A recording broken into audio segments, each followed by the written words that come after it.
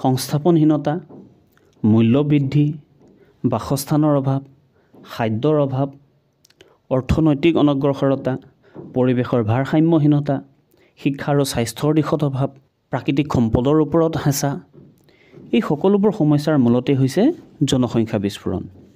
নমস্কাৰ, সকলোকে স্বাগতম জনাইছোঁ। আজি আমি আলোচনা কৰিম জনসংখ্যা বিস্ফোৰণৰ ওপৰত। প্ৰথমে জানো আহক জনসংখ্যা বিস্ফোৰণ কি। কোনো এখন ঠাইৰ জনসংখ্যা অতি উচ্চ হাৰত বৃদ্ধি হোৱা অৱস্থাটোকে জনসংখ্যা বিস্ফোৰণ বুলি কোৱা হয়। অনুন্নত আৰু উন্নয়নশীল দেশসমূহৰ বৰ্তমান সকলো সমস্যাৰ ভিতৰত এটা প্ৰধান সমস্যা হৈছে এই জনসংখ্যা বিস্ফোৰণ। প্ৰথমে চাওঁ আহক আমাৰ পৃথিৱীৰ জনসংখ্যাৰ বৃদ্ধি হাৰ।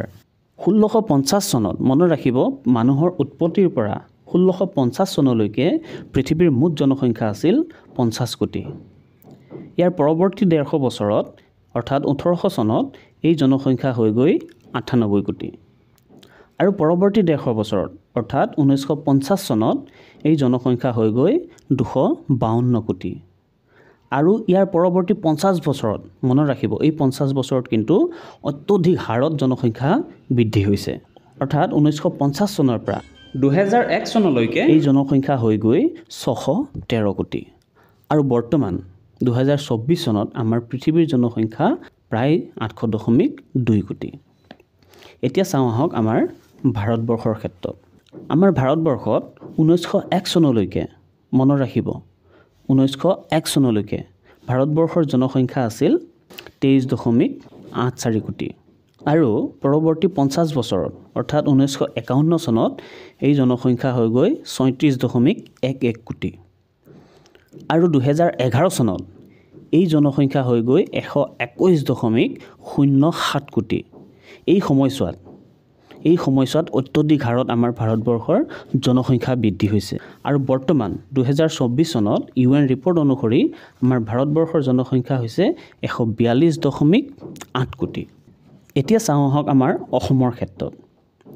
1901 চনত মনত ৰাখিব, 1901 চনলৈকে আমাৰ অসমৰ জনসংখ্যা আছিল 32.8 লাখ। মনত ৰাখিব, 1901 চনলৈকে আমাৰ অসমৰ জনসংখ্যা আছিল 32.8 লাখ। আৰু পৰৱৰ্তী 100 বছৰত অৰ্থাৎ 2001 চনত এই জনসংখ্যা হৈ গৈ 2,64,38,807 জন। আৰু 2011 চনত এই জনসংখ্যা হৈ গৈ 3,11,69,272 জন। আপোনালোকে যদি ভাল ধৰণে লক্ষ্য কৰে দেখিব যে আমাৰ অসমত জনসংখ্যাৰ বৃদ্ধিৰ হাৰ অতি দ্ৰুত, এইটো কল্পনাৰ বাহিৰত। আৰু ইয়াকে কোৱা হয় জনসংখ্যা বিস্ফোৰণ। আৰু এনে গতিত যদি আমাৰ ভাৰতবৰ্ষৰ জনসংখ্যা বৃদ্ধি হৈ গৈ থাকে, ভৱিষ্যতে এই জনসংখ্যা বৃদ্ধিয়ে আমাৰ ভাৰতবৰ্ষত এক ভয়াৱহ ৰূপ ধাৰণ কৰিব, তাত কোনো সন্দেহ নাই। সেয়েহে আমি এই ক্ষেত্ৰত গভৰ্ণমেণ্ট তথা আমাৰ জনসাধাৰণ এই ক্ষেত্ৰত কিছু সজাগ হোৱাটো অতিকৈ প্ৰয়োজন। আজিলৈ ইমানেই।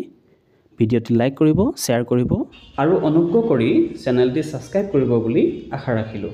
ধন্যবাদ।